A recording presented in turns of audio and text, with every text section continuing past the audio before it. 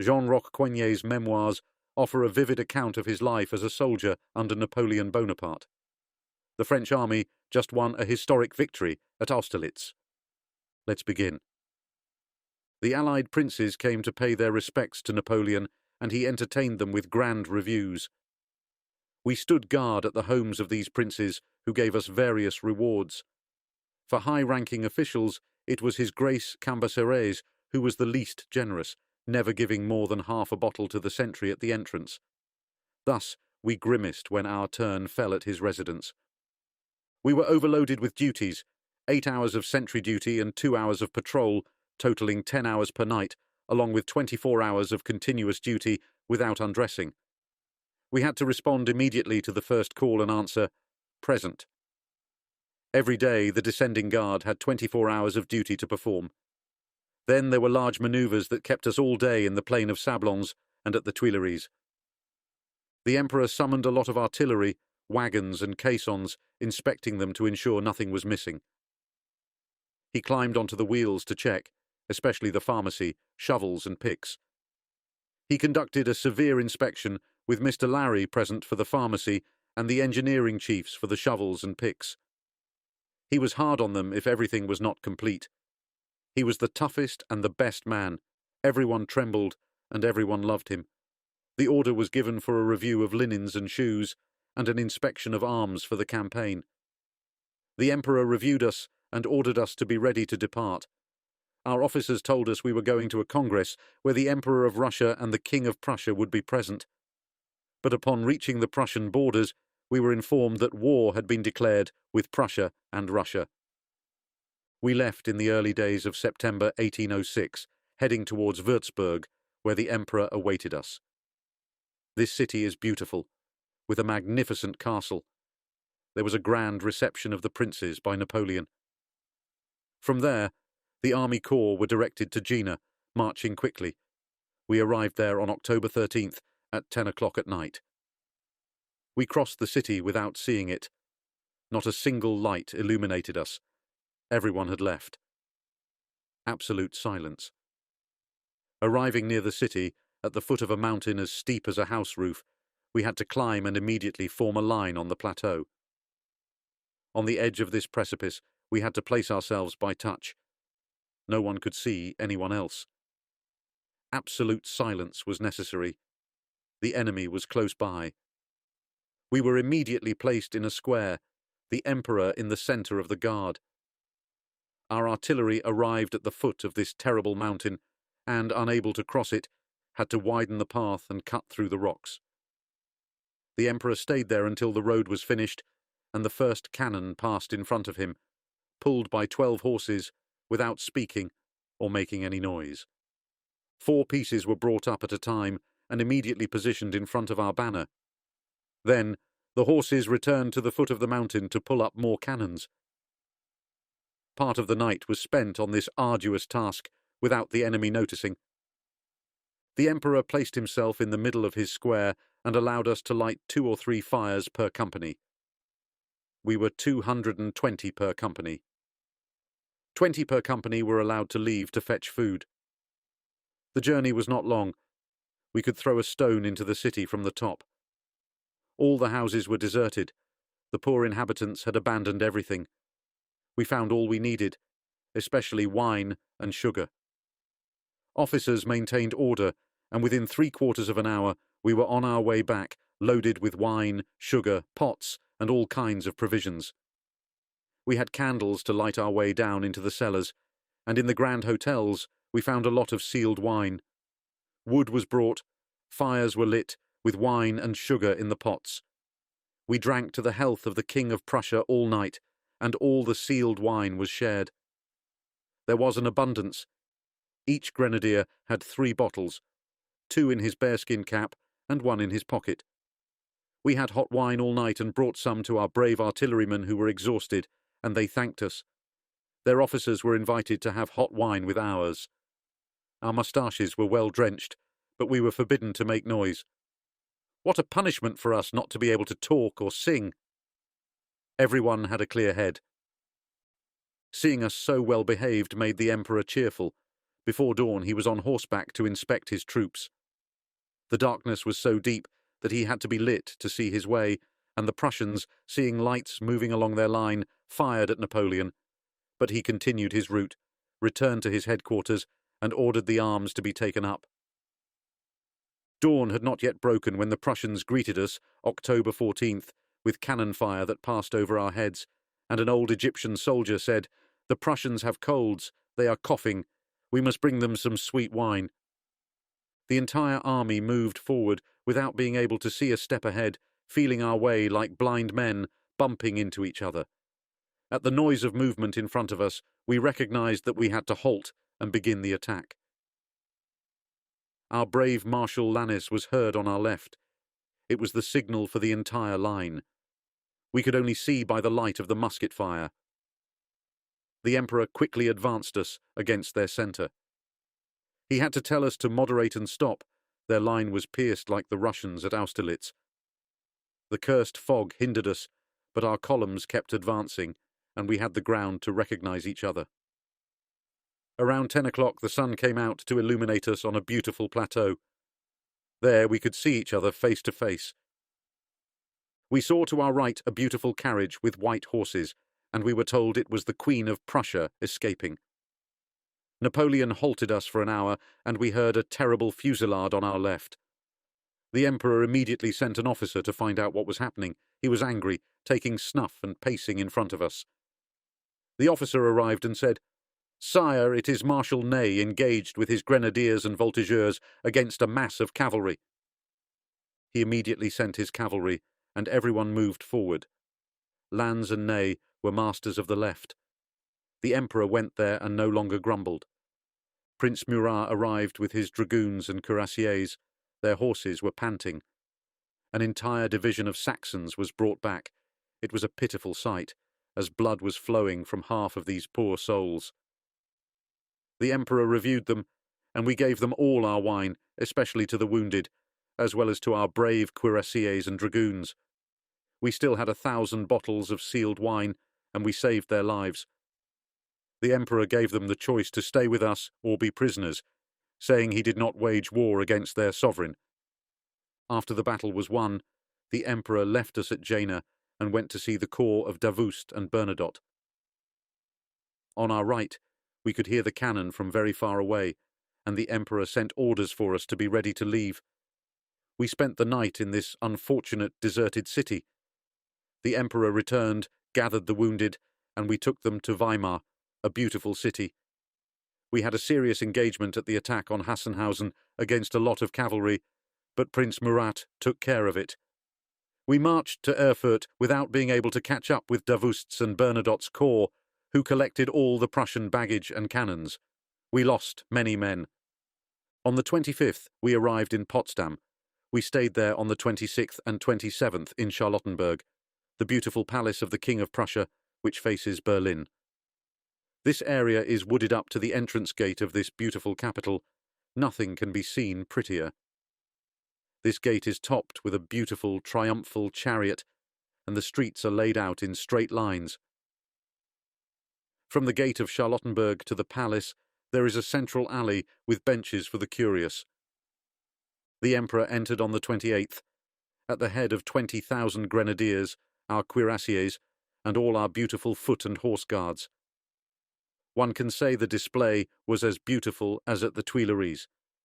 The Emperor was proud in his modest costume, with his small hat and one so cockade. His staff wore grand uniforms, and it was curious for foreigners to see the most poorly dressed master of such a fine army. The people were at the windows like the Parisians on the day of our return from Austerlitz. It was magnificent to see such a fine populace crowding our passage and following us. We formed a line in front of the palace, which is isolated in front and behind by beautiful squares and a fine grove of trees where Frederick the Great stands on a pedestal with his little gaiters. We were lodged with the inhabitants and fed at their expense, with a bottle of wine per day. This was terrible for the bourgeois, as the wine cost 3 francs a bottle. They begged us, unable to procure wine, to take beer in jugs instead. At roll call, all the grenadiers spoke to our officers, who told us not to force them to give wine, as the beer was excellent. We brought consolation throughout the city, and the beer in jugs was not spared. One cannot drink better. Peace and good harmony reigned everywhere. It was impossible to be better, and all the bourgeois came with their servants to bring us our meal, well served. Discipline was strict. Count Hulin was governor of Berlin. The service was rigorous. The emperor reviewed his guard in front of the palace, near the statue of Frederick the Great, among beautiful linden trees. Behind the statue are 3 rows of 5-foot-tall posts with iron bars embedded. We were in line in front of the palace. The emperor arrived, commanded us to present arms, fix bayonets. Our colonel repeated the command. He ordered, "Half turn." The colonel repeated. Then, "Forward, quick step, march!" And we were stopped against the 5-foot-tall posts. Seeing us stopped, the emperor said, "Why don't you move?" The colonel replied, "We can't pass. What's your name?" "Frederick." The emperor, with a severe tone, said, "Poor Frederick, command forward." And there we were, jumping over the posts and iron bars. It was a sight to see us scaling them. Marshal Davoust's corps entered Berlin first and marched to the Polish border. Before leaving Berlin, we learned that Magdeburg had surrendered. The emperor settled his accounts with the Berlin authorities, and we left to join the corps moving towards Poland. Arriving in Posen, we stayed there. Our corps marched relentlessly towards Warsaw. The Russians kindly ceded these 2 beautiful cities, but they were not generous with supplies. They took everything to the other side and ravaged the country, leaving only what they could not carry. They blew up all the bridges and took all the boats. The emperor showed displeasure. Already in Posen, I saw him mount his horse so angry that he jumped over his horse to the other side and whipped his squire. We were positioned before reaching Warsaw. We saw the Russians on the other side of a river, on a height commanding the road. 1,500 swimmers were gathered, made to swim across with their cartridges and rifles on their heads. At midnight, they fell upon the sleeping Russians around their fires. We took the position and controlled the right side of the river, but we lacked boats. Marshal Ney, who had done wonders at Thorn, sent us boats to build bridges. The emperor was overjoyed and said, "This man is a lion." The emperor entered Warsaw at night. Oudinot's grenadiers and we arrived by day. The good people came to meet us to see this beautiful column of grenadiers. They tried their best to receive us well. The Russians had taken everything from them. We had to buy grains and cattle to feed the army, and the Jews did good business with Napoleon. Supplies arrived from all sides. Biscuits were made. One can say that the Jews saved the army while making their fortune. When the emperor was ready to resume the campaign and his troops were supplied with provisions, he held grand reviews. The last one took place in extremely harsh cold. During the review, a fine carriage arrived. A small man got out and presented himself to the emperor in front of the guard. He was 117 years old, walking like he was 60. The emperor wanted to give him his arm. "Thank you, sire," he said. He was apparently the Dean of Poland. With the frost reaching the desired level, biscuits for 14 days were distributed. I bought ham for 20 francs and got less than £1. No one could get anything for money. We entered in the most severe weather, in December, into a completely deserted country, covered with woods and sandy roads. No one was found in these miserable villages. The Russians gave way, and we found their deserted bivouacs. We marched at night, and arrived near a castle at midnight. Not knowing where we were, we put our packs under some hazel trees in an abandoned bivouac left by the Russians. As I placed my pack, I felt a small mound, felt in the straw. God, what joy for me! 2 3-pound loaves of bread. I knelt before my pack, opened it, took one of the loaves, and placed it in my pack. The other I divided into pieces. It was so dark that no one saw me. "What are you doing?" asked my Captain Renard. Taking his hand, placing a piece of bread in it, I said, "Silence. Guard my pack and eat." "To get wood." I left with 4 men from my squad, and we found a cannon aimed at the castle. We dismantled the piece and brought the wheels and carriages. Arriving near our captain with these monstrous pieces, we made a fire for the whole night. What a good night! We hid, just the captain and me, to enjoy this good bread. I told him, "I have one in my pack. You will get your share tomorrow evening." The next day we left to take a right turn in the sand and woods, and what terrible weather it was! Snow, rain, and thaw. The sand folded under our feet, and water floated on the quicksand. We sank up to our knees. We had to use ropes to tie our shoes around the instep, and when we pulled our legs out of this quicksand, the ropes broke, and the shoes remained in the soggy mud.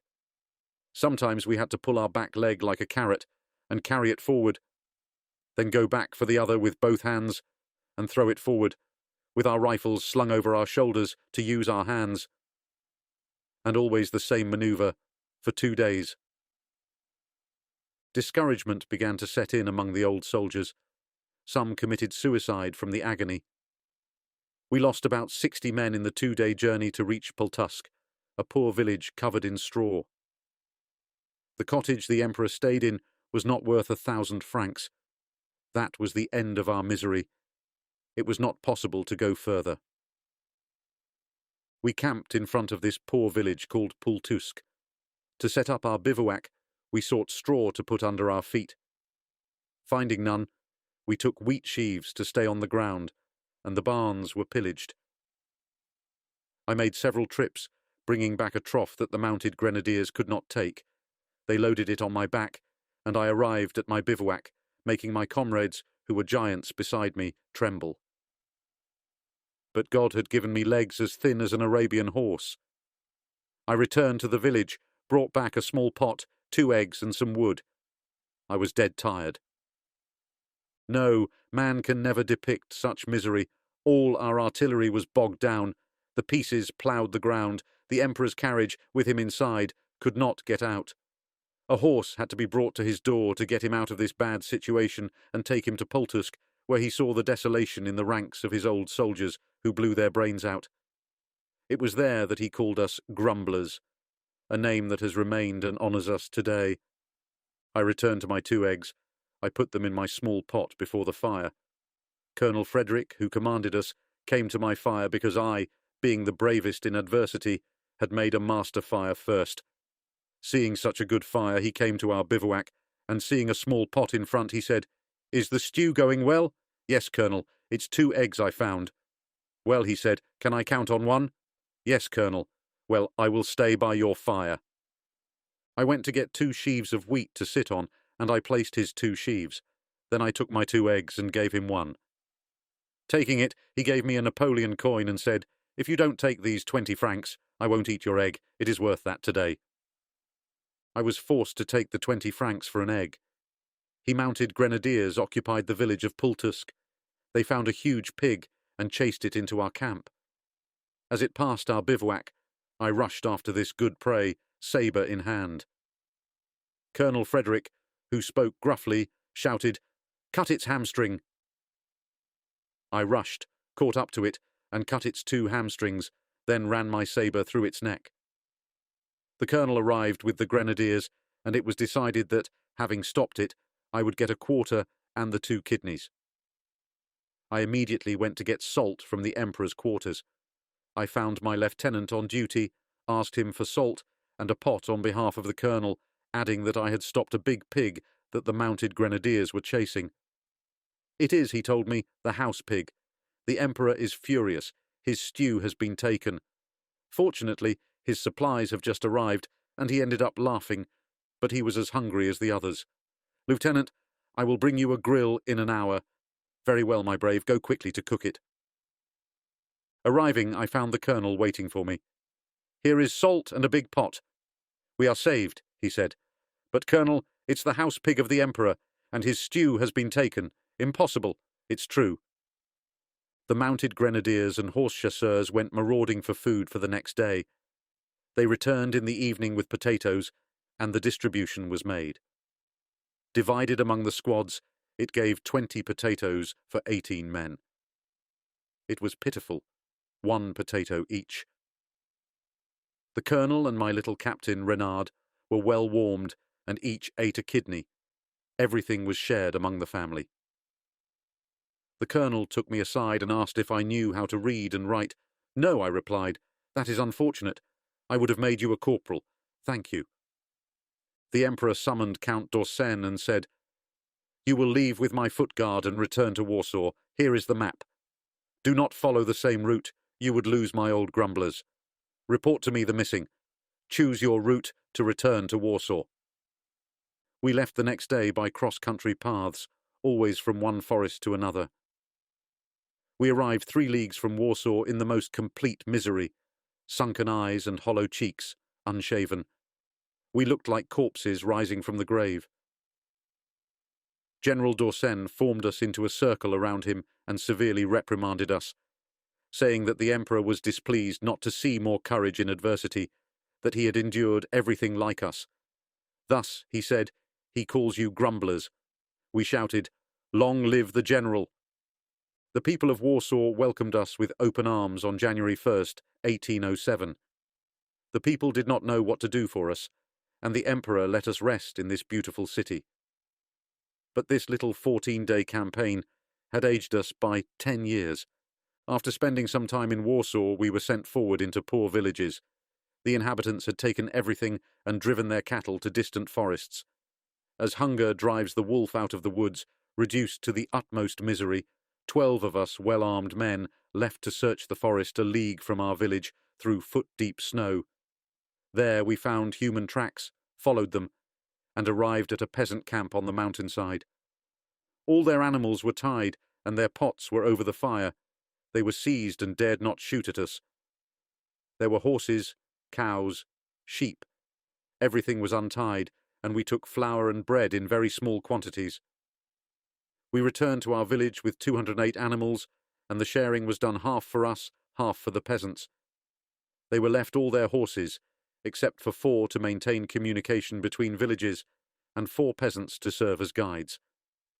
These were the terms of the sharing, and the poor people left with their share. We immediately made bread. It had been so long since we had eaten any that as soon as it came out of the oven, my comrades ate it to the point of becoming victims. 2 suffocated. We could not save them. We found potatoes under the tile floor of a room in our house, 6 feet deep. That saved our lives. We cannot praise the Poles. They had buried everything. All their villages were deserted. They would let a soldier perish at their door without helping. The Germans never left their houses. They were humanity personified. I saw a postmaster killed in his house by a Frenchman, and his house served as a hospital. The master was on his deathbed, while his daughter and wife sought linen to dress our wounded. They said, It is God's will. This act is sublime. In the last days of January we were ordered to be ready to leave. The Russians had made a move on Warsaw. What joy for the starving! So we would be taken out of misery. General d'Orsay received orders to lift the cantonments and leave on January 30th. The Emperor left the same day to move forward. We joined him only on February 2nd. He left immediately. On the 3rd, we left to catch up. We were told we were marching on Eylau and that the Russians were heading to Königsberg to embark, but they awaited us in a position ahead of Eylau that cost us dearly. The woods and heights were taken, and we pursued them closely. They took the road leading to Eylau on the right, on knolls, where they fought determinedly. They finally lost their positions. Prince Murat and Marshal Ney pursued them into Eylau, pell-mell in the streets. The city was occupied by our troops, despite efforts to retake it. On February 7th, the Emperor made us camp on a height facing Eylau. He had us make fires. We brought wood, bundles of straw, and he asked for a potato from each squad. We brought him about 20. He sat among his old grumblers on a bundle of straw, a stick in hand. We saw him turning his potatoes, sharing them with his aides de camp. On February 8th, the Russians greeted us early in the morning with volleys of cannon. Everyone was on their feet. The Emperor, on horseback, had us advance on the lake with all our artillery and all the cavalry of his guard. Thunder met us on this frozen lake. They had 22 siege pieces brought from Königsberg that rained down on us. The shells pierced the houses and caused terrible devastation in our ranks. It is impossible to suffer more than to wait for death without being able to defend oneself. A remarkable act of our quartermaster, a cannonball took off his leg. He cut a bit of remaining flesh and told us, "I have 3 pairs of boots in Courbevoie. I will be there for a long time." He took 2 rifles to use as crutches and went to the ambulance alone. Losing so many men, the Emperor had us advance on the height, our left supported by the church, and he was present with his staff near this church, observing the enemy. He had the audacity to go near the cemetery where a horrible and repeated carnage was taking place. This cemetery was the tomb of a considerable number of French and Russians. We were masters of this position. But to our right in front of us, the 14th Line Regiment was cut to pieces. The Russians penetrated their square, and it was a horrible carnage.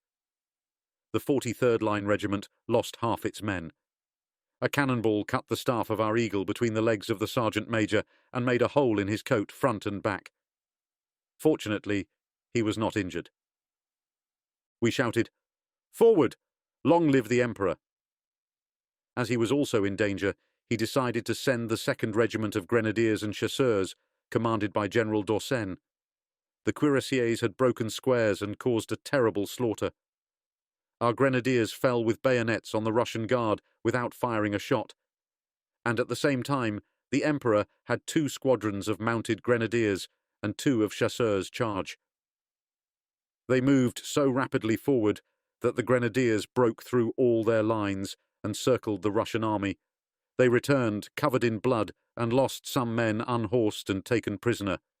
They were held in Königsberg, and the next day the Emperor sent them 50 Napoleons. When these charges repulsed the Russians and subdued their fury, they were no longer tempted to resume. It was time. Our troops were exhausted, the ranks were visibly thinning. Without the Guard, our good infantry would have succumbed. We did not lose the battlefield, but we did not win it. In the evening, the Emperor brought us back to our previous position. He was delighted with his Guard and told the general, "D'Orsay, you didn't joke with my grumblers. I am pleased with you." Hunger and cold made for a bad night. The battlefield was covered with dead and wounded. It was nothing but cries. One cannot imagine this day. The next day was devoted to digging trenches, to bury the victims and taking the wounded to the ambulance. Around noon, barrels of brandy arrived, brought by Jews from Warsaw, escorted by a company of grenadiers. Order was established so that everyone could have their turn. A barrel was stood up and opened. 2 grenadiers held the sack, 4 at a time dropped 6 francs each, and drew with a set glass from the barrel, and no repeating, then came 4 more, and so on. These 4 barrels saved the army, and the Jews made a fortune. They were escorted back to Warsaw by a company of grenadiers at 3 francs a day. A truce was agreed upon. It was impossible to continue. The army had suffered too much. The Emperor had us take cantonments, but before leaving, the wounded and sick were evacuated in sleds, as well as the captured enemy cannons and prisoners. On February 17th, we left for Thorn and Marienburg, where we found better cantonments. It was time, as we had not changed clothes for a month. We came to a large, deserted village called Osterrode. It was complete misery, but we found potatoes. The Emperor was housed in a barn. Eventually a more suitable lodging was found, and always among us he often lived on what his soldiers gave him. The poor officers, without the soldiers, would have died of hunger. The inhabitants had hidden everything in the forests and their houses. By persistent searching, we eventually found their hiding places. Probing with our rifle rods, we found all kinds of supplies: rice, bacon, wheat, flour, hams. Everything was immediately declared to our leaders, who oversaw the orderly removal of items stored in warehouses. Our dear Emperor did everything to procure supplies, but they did not arrive, and rations were often lacking. Then we had to go marauding in harsh weather. "Let's go, leave tomorrow," I said one day. "A group of 20, well armed, we will search those big pine forests. They say we will find deer and stags. The snow will reveal game. We must leave at dawn, say nothing to anyone. Our sergeant will vouch for us." "Decided," they said. "Our little intrepid wants to eat venison. Let's go, march." Our rifles well loaded, we ventured very far. There a herd of deer passed 200 paces away, and many hares fled. We moved cautiously and fired. An old deer fell, hit in the heart. Immediately his comrades stopped. 2 were brought down. Then came the pleasure. Carrying them was our difficulty. We took the smallest and the best. Arriving before our sergeant, we raised a cheer, and our trophies were given to the company, who felt refreshed and said we would have continued. We heard that Marshal Lefebvre, who besieged Danzig, was lacking resources to keep his troops alive, and that the besieged, lacking everything, resorted to horse meat. The Emperor received intelligence that convoys were arriving at Danzig. Immediately, 4 regiments of horse grenadiers and chasseurs left to prevent these supplies. It was effective. They seized everything and sent it to Marshal Lefebvre, who took this fort. The Emperor saw all our manoeuvres, delighted with the plundering of the fortress, and said to him, "You have captured 50,000 good men. They will fill my ranks." These soldiers took an oath of allegiance to the Emperor. Such was his ascendancy over his enemies. Marshal Lefebvre was created Duke of Danzig, and his officers, who had endured so much, were rewarded.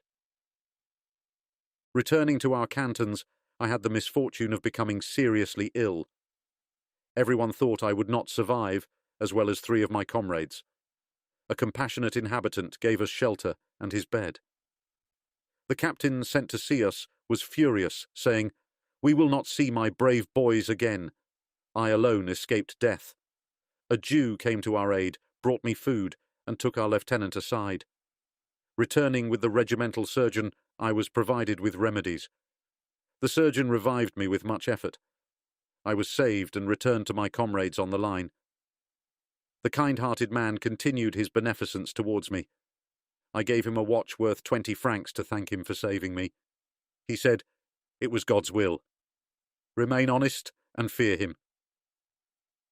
The Emperor again summoned his guard to Warsaw, where he had located his troops. This capital suffered a lot for us. He began to hold grand reviews to bring his soldiers together. The inhabitants prepared magnificent feasts for the Emperor and his staff. The most beautiful women were honoured by him. It was said he selected a few to grace his table, dressed in the elegant French style. He appeared at all the festivities held in his honour and heaped his blessings upon this good city. To this day, Warsaw retains a fond memory of him, as well as our soldiers who always found generosity and kindness. He sometimes distributed resources to the people. They adored him as a benefactor. He took only the superfluous from the rich to help the poor. He stayed a long time in Warsaw, sending his troops to various positions and always caring for their comfort. He saw to everything himself, either by sending instructions to his generals or by taking direct action. The soldiers could not praise him enough. He was adored. We could say we were always happy under him. Even when we suffered, it was always for the glory of the Emperor. He is a father, a protector for his soldiers. He wants to see us well and ensure we never want for anything, we often said. This devotion remains. Finally, the order came to return to Thorn and Marienburg to take up our previous quarters. We were delighted, for we left dear Warsaw, where we had suffered little. Arriving at Marienburg, we found the Prussian troops housed as well. We had good relations, and the Emperor always held grand reviews, giving orders and making observations. The Prussian king sent his troops to different cantons to avoid mixing with the French. The Emperor wished to remain in good standing. This concludes the 6th part of the story. Thank you very much for listening. Please consider subscribing for more episodes.